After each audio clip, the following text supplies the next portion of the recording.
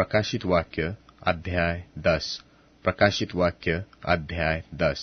फिर मैंने एक और बलवान स्वर्गदूत को बादल ओढ़े हुए स्वर्ग से उतरते देखा। उसके सिर पर मेघधनुष था और उसका मुंह सूर्य का सा और उसके पांव आग के खंभे के से थे और उसके हाथ में एक छोटी सी खुली हुई पुस्तक थी।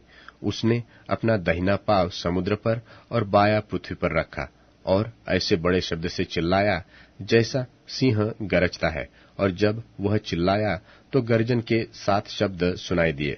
और जब 7 गर्जन के शब्द सुनाई दे चुके तो मैं लिखने पर था और मैंने स्वर्ग से यह शब्द सुना कि जो बातें गर्जन के उन 7 शब्दों से सुनी है उन्हें गुप्त रख और मत लिख। और जिस स्वर्गदूत को मैंने समुद्र और पृथ्वी पर खड़े देखा था उसने अपना दाहिना हाथ स्वर्ग की ओर उठाया और जो युगानुयुग जीवता रहेगा और जिसने स्वर्ग को और जो कुछ उसमें है और पृथ्वी को और जो कुछ उस पर है और समुद्र को और जो कुछ उसमें सृजा, उसी की शपथ खाकर कहा, अब तो और देर न होगी, वरन 7वें स्वर्गदूत के शब्द देने के दिनों में जब वह तुरही फूंकेगा तो परमेश्वर का गुप्त मनोरथ उस सुसमाचार के अनुसार जो उसने अपने दास भविष्यवक्ताओं को दिया पूरा होगा।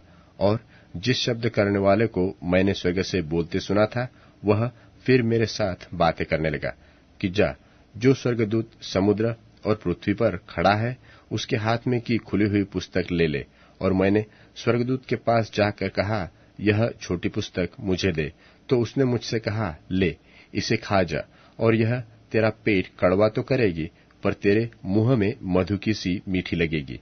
सो मैंने वह छोटी पुस्तक उस स्वर्गदूत के हाथ से लेकर खा गया और वह मेरे मुंह में मधु सी मीठी तो लगी, पर जब मैं उसे खा गया तो मेरा पेट कड़वा हो गया। तब मुझसे यह कहा गया कि मुझे बहुत से लोगों और जातियों और भाषाओं और राजाओं पर फिर भविष्यवाणी करनी होगी।